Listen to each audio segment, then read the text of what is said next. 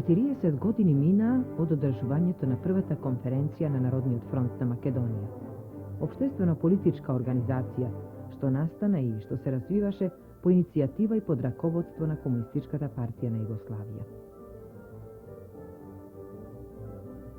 Неговото создавање се одвиваше врз антифашистичка основа, со цел и задача обединување на сите прогресивни, патриотски и демократски сили за сузбивање на фашизмот и реакцијата од една и стремежот за национална слобода од друга страна.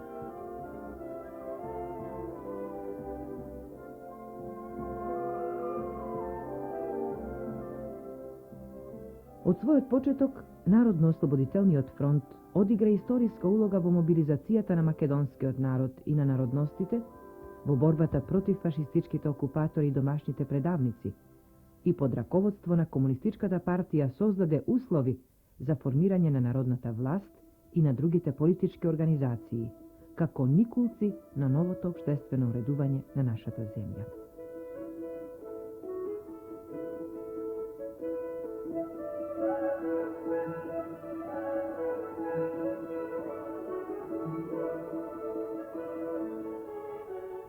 Процесот на основањето на Народно-ослободителниот фронт на Македонија, како масовна општествено-политичка организација, започна кон крајот на 1942 година и до летото 1944 година завршува формирањето на селски, општински, околиски и на областни одбори на Народно-ослободителниот фронт на целата територија на Македонија.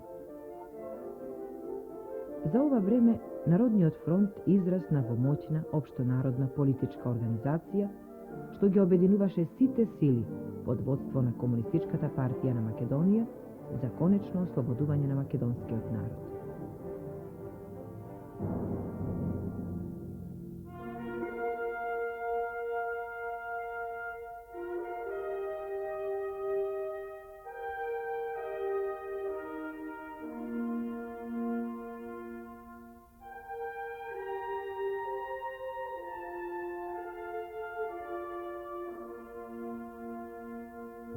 По извршените подготовки, иницијативниот одбор на 26. ноември 1944 година во Скопје ја свика првата конференција на Народно-ослободителниот фронт на Македонија.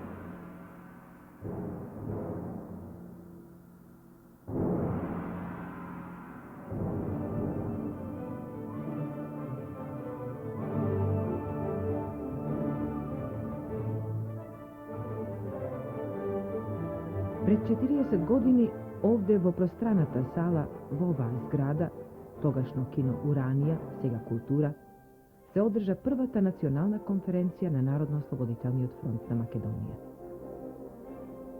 Делегатите од сите краишта на републиката пристигнаа уште претходниот ден. Во 2 часот и 30 минути, свечено украсената сала со многобројни пароли беше преполнета. Голем дел од народот беше и надвор од салата и преку микрофон ја следеше работата на конференцијата. Тука беа и представници на АСНОМ, на Народно-ослободителната војска, на антифашистичкиот фронт на младите, на жените на Македонија и други. Во салата беа собрани 2 генерации македонски борци, илинденци и творци на победоносниот Илинден 1944 година. По изборот на работното председателство и утврдувањето на дневниот ред, беше поднесен политичкиот реферат од Бане Андреев. Во него, откако се осврнува врз политичката и воената ситуација во Македонија и Југославија, пред македонскиот народ се поставуваа следниве задачи. Да се изгради и затврсти единството на македонскиот народ и неговото единство со братските народи на Југославија. Продолжување на борбата до конечното ослободување, до изградување и затврстување на народната власт, обнова на разрушената земја и обединување на македонскиот народ.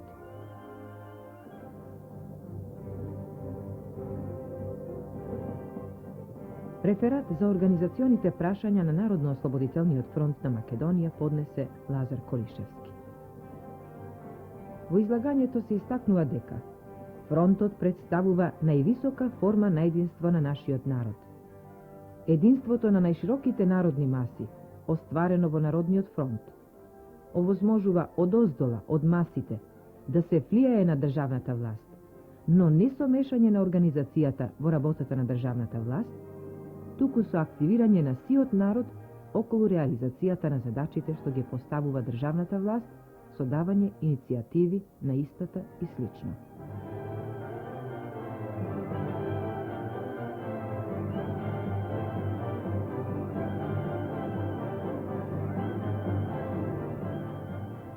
Работата на конференцијата ја поздравија и во дискусијата учествуваа Димитар Влахов, Борко Темелковски, Веселинка Малинска и други.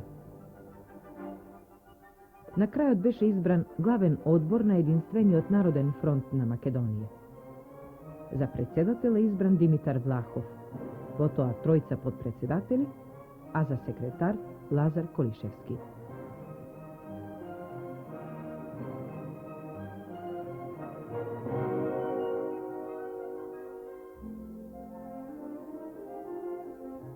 Веднаш потоа, организацијата се зафати со огромните задачи за зацврстувањето на народната власт и обновата и изградбата на земјата. Се правеа напори за пуштање во работа на фабриките, за собирање помош за борците на фронтот, за обнова на разурнатите згради и друго. Единствениот Народно-ослободителен фронт на Македонија дејствуваше во рамките на Единствениот Народно-ослободителен фронт на Југославија, како негов составен дел. Во деновите по конференцијата, сите своји сили, фронтот ги насочи кон конечното ослободување на земјата. Тоа е време на паролата "Се за фронтот и за обновата на републиката".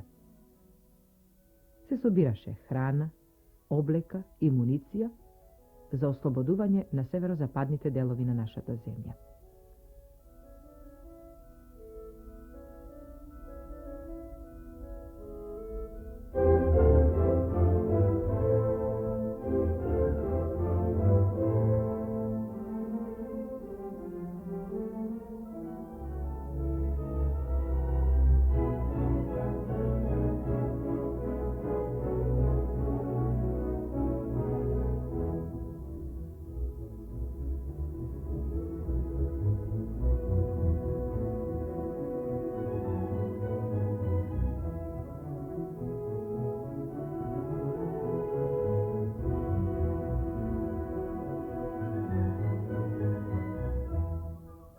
Ослободувањето Македонија го дочека со разурнати 70% од патиштата, 80% од железниците, со изгорени 4400 згради за живење, со голем процент неписмено население и слабо развиена индустрија. Во такви услови, Народно-ослободителниот фронт разви широка општествено-политичка активност за обнова и изградба на републиката, во што максимално се изрази творечката сила и енергија на работните луѓе и на младата генерација. Преку него се изразуваа ентузијазмот, творештвото, патриотизмот и самооткажувањето на работните маси за побрза обнова на разрушената земја и за создавање услови за побрз политички, економски и културен растеж.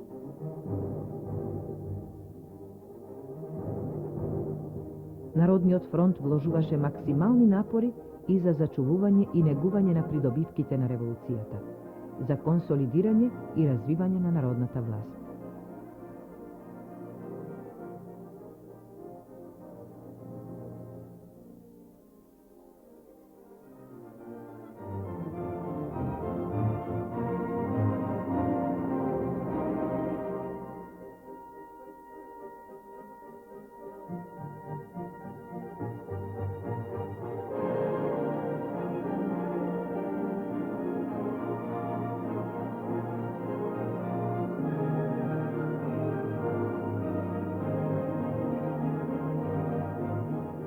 Сите проблеми со кои се среќаваше републиката беше возможно да се решаваат единствено со активно учество и решавачка поддршка на најшироките маси.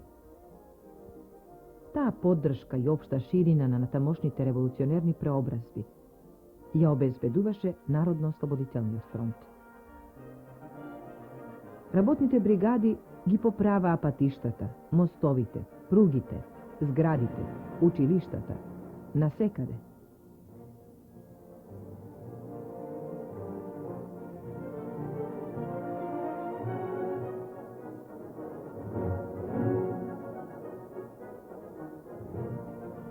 Организирајќи општонародна дискусија по преглогот на првиот устав, Народно-ослободителниот фронт ги мобилизира огромниот број граѓани непосредно да се изјаснат за идното општествено уредување.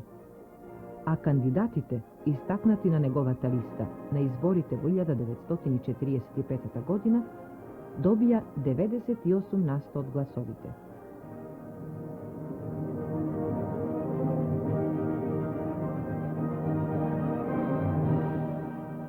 Народно-ослободителниот фронт интензивно работеше и врз развивањето на органите на власта и средувањето на економските и на другите услови. Со ентузијазмот, солидарноста и меѓусебната помош на работните луѓе, за неполни 2 години нашата република беше обновена. И сите револуционерни мерки што следеа, национализацијата, аграрната реформа, индустриализацијата, беа спроведени со најширока поддршка од работничката класа, селанството и другите општествени слоеви собрани во Народно-ослободителниот фронт.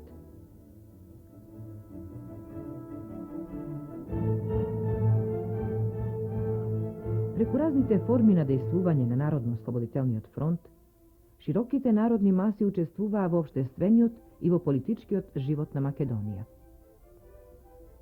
На тој начин се зацврстуваше општествената свест на народот. Фактот што комунистичката партија беше толку цврсто и широко поврзана со народните маси преку фронтот, овозможи да ги издржи нападите и притисоците во времето на информбирото. Комунистичката партија на Југославија се обвинуваше дека се дави во Народниот фронт и ја губи својата револуционерност. Тие денови работните луѓе беа цврсто со партијата. Покрај политичката поддршка, бригадите на Народниот фронт стигнаа на започнатите градилишта.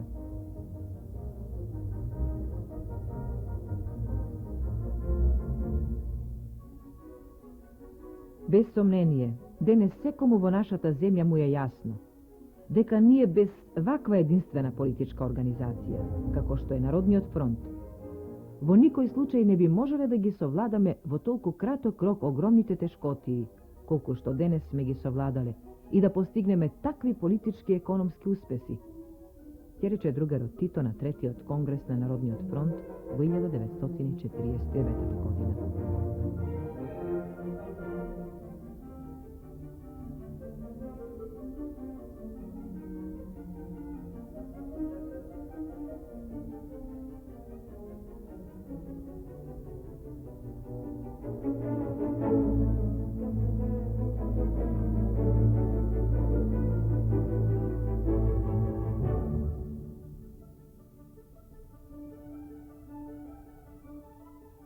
По совладувањето на најголемите тешкотии во првите повоени години и економската блокада, веќе беа создадени реални претпоставки да се пристапи кон развивање на најважните компоненти на нашата револуција, поширокото учество на работните луѓе во управувањето со општеството.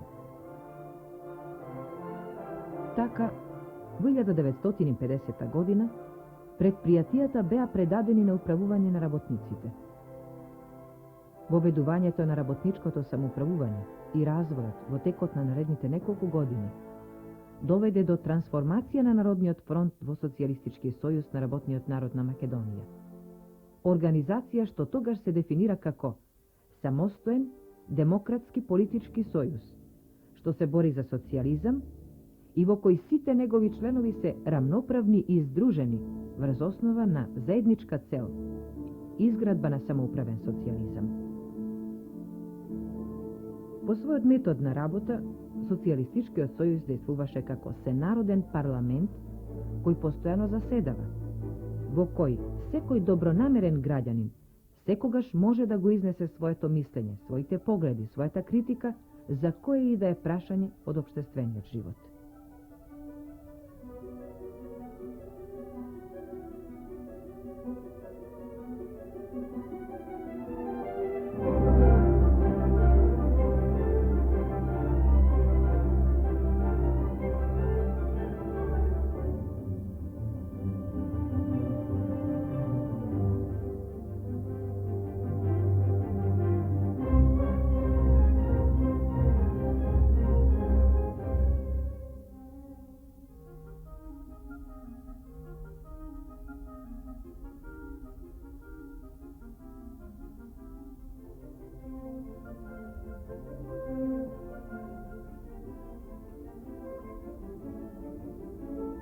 На тамошниот развој на односите на самоуправувањето и непосредната социјалистичка демократија бараше проширување на содржината и на активностите на организациите и органите на Социјалистичкиот сојуз.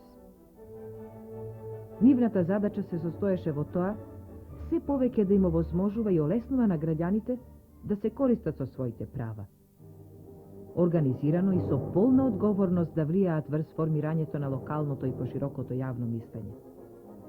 Да се борат за почитување на мислењата на граѓаните и усвојување на тие мислења во одлуките на органите на власта и на другите самоуправни тела. И покрај силната поддршка на Сојузот на комунистите во општата афирмација на Социјалистичкиот сојуз, многу проблеми на општествениот живот остануваа надвор од досегот на неговите организации и органи. Сушност, тоа е време кога почнуваат да се јавуваат поизразени отпори на бирократските, технократските, националистичките и на другите антисамоуправни сили против самоуправниот развој. Дојде до потиснување на работничката класа и застој на самоуправувањето. Во ваквите услови се налагаше потребата организираните социјалистички сили да се насочат кон преземање најширока акција за општествени промени, што до тогашниот развиток веќе ги имаше ставено на дневен ред.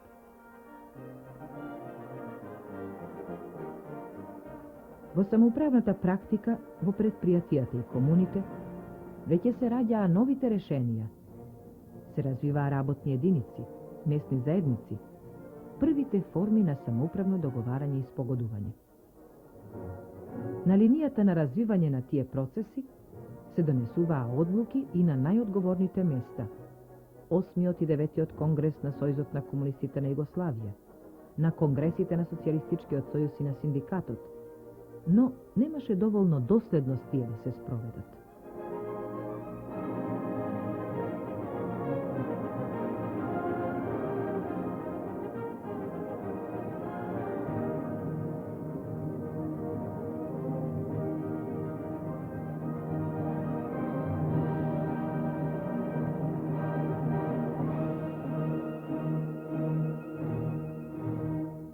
Решавачките удари на тие скршнувања им беа зададени со 21-та седница на Централниот комитет на Сојузот на комунистите на Југославија, со новиот устав и со одлуките на 10-тиот конгрес на Сојузот на комунистите на Југославија.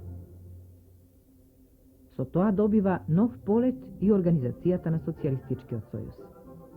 Се преземаат напори за зацврстување на самоуправувањето во сите области на животот и работата, врз основа на заедничките интереси да се остварува најширокиот фронт на сите што работат и управуваат во борбата за завладување со условите и со резултатите од работата и во целокупниот општествено-политички живот да се изградува нивното полно единство.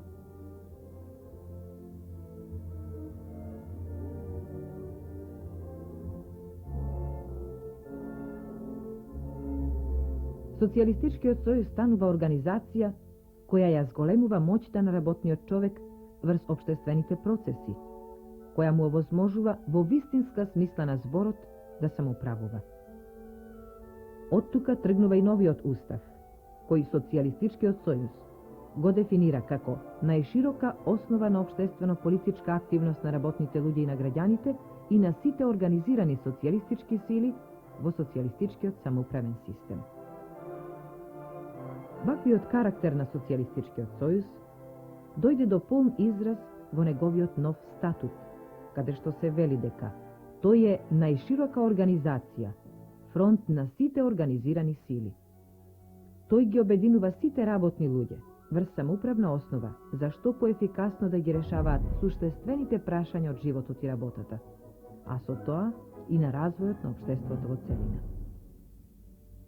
Социјалистичкиот сојуз сега представува фактор што треба да овозможи општествените проблеми и противречности да се решаваат по демократски пат, без притисок во непосредната конфронтација на автентичните интереси, но со јасна работничко-класна определба. Главната смисла на неговото дејствување е постојано да ја развива самоуправната активност на самите граѓани, да ги поттикнува иницијативите за конкретни акции што се насочени кон позитивно менување на работите и односите. Социјалистичкиот сојуз се повеќе станува одговорен политички орган на кој се доаѓа до вистински договори и од кои следат акции, одговорност и работа. На оваа ориентација беше подредена и организационата структура на Социјалистичкиот сојуз. А начинот на неговото дејствување стана изразен самоуправен принцип. Работите да се решаваат во базата и преку делегатскиот систем и механизам на договарање. Од базата да се завладува со целокупниот политички живот.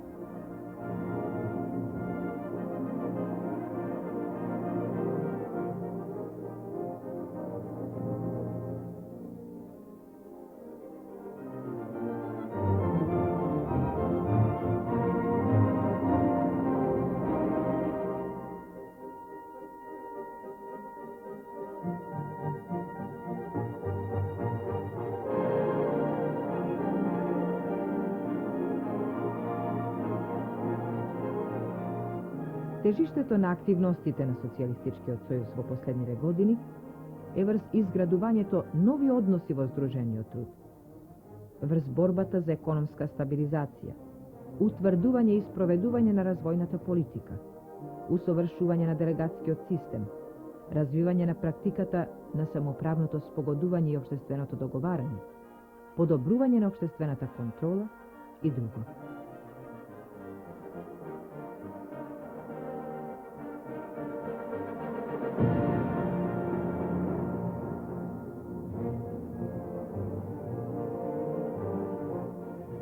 Како што во предвоеното и во военото време Народниот фронт беше форма на најшироко собирање на сите кои беа готови да се борат за национална и социјална слобода, така денес Социјалистичкиот сојуз е организација на сите оние кои се на линијата на борбата на социјалистичкото самоуправување.